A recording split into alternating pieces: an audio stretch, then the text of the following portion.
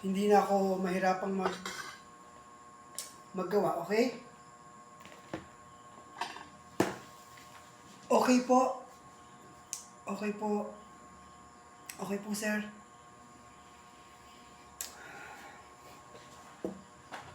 Siya nga pala, Yaya. Marami na pala kayo, no? Umuwi ba yung ibang katulong natin?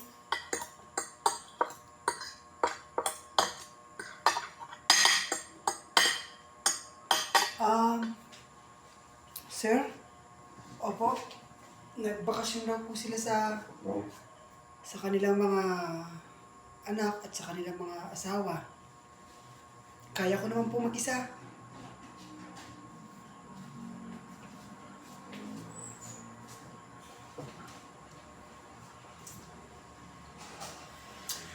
Hey! Shh! Shh! Bugawin mo nga. Ang daming langaw. Yaya. Pasok ka na naman yung mga langaw, Yaya. Naku.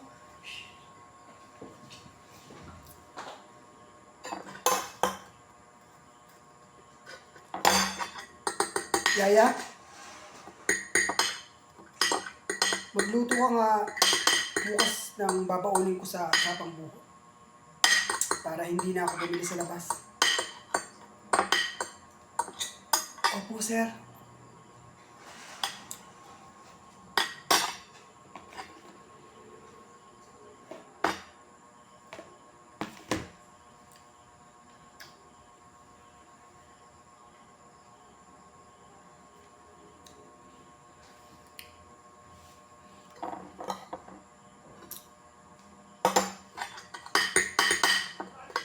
Yaya, pakilinis na rin yung kotse, okay? Para bukas, malinis na siya.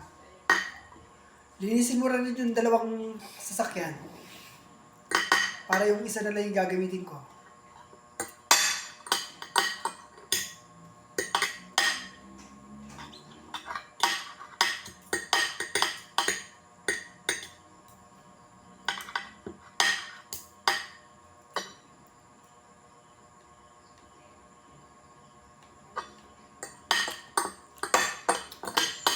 Yaya, may iba nga pala ako. Kailangan, pag alis ko rito, lagi nyo isa rin yung pinto at yung mga bintana. May nabalitaan ako na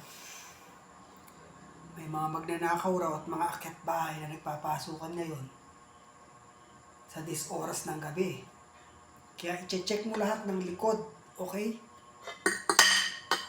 Opo, sir.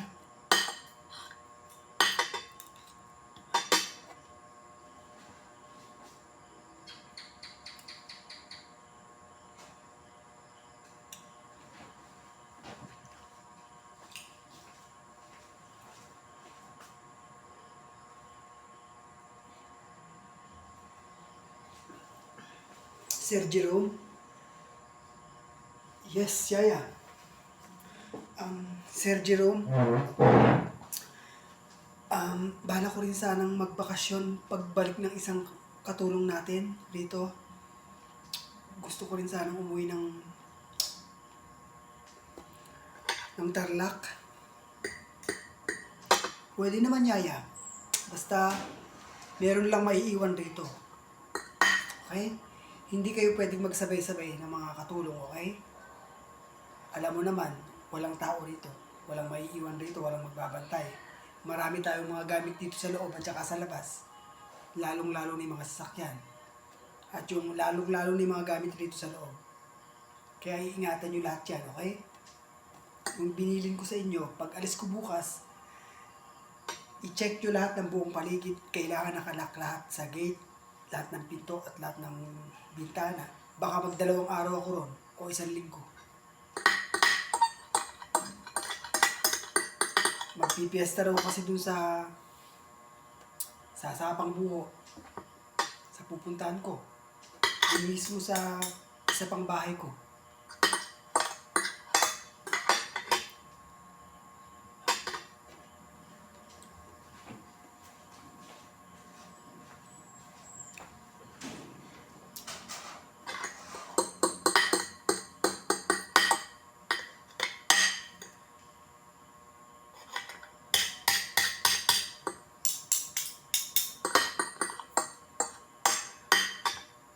Sir Jerome? Hmm. May gusto ka bang sabihin? Yaya? Um, Sir Jerome? Um, Meron kasi kung nabalitaan dyan sa labas sa pangalawang kanto. Pero malayo naman dito sa atin na maingay raw ng alas 12 ng gabi. Hindi naman raw akyat bahay ang mga sumalakay. Hindi rin daw po, hindi rin daw po mga magnanakaw.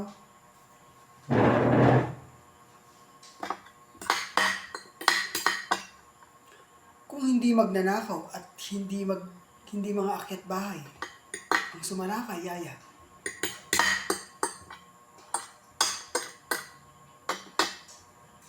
Sino daw yung mga sumalakay?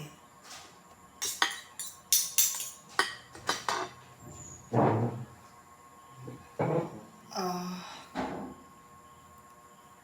ayoko sanang sabihin, Sir Jerome, pero baka matawa lang kayo at baka hindi lang rin kayo maniwala sa sasabihin ko. Mga, hindi raw mga tao, sir. Para mga tiktik raw. Hindi ko alam kung mga aswang o ano, ewan ko.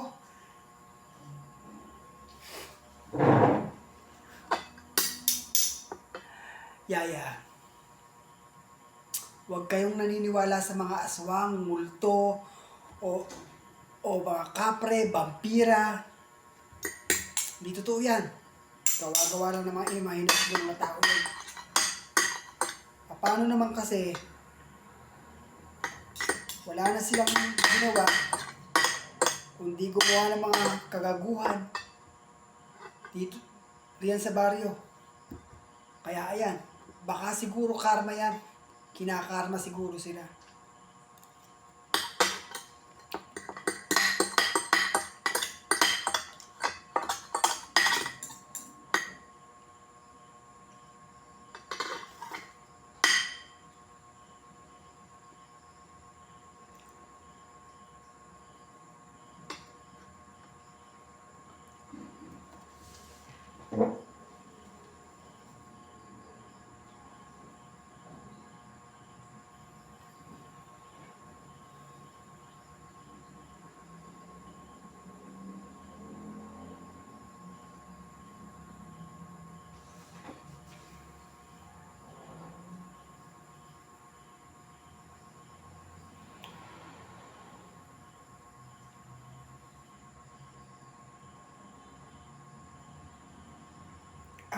Sir Jerome, excuse me lang po, maglalaba pa po ako.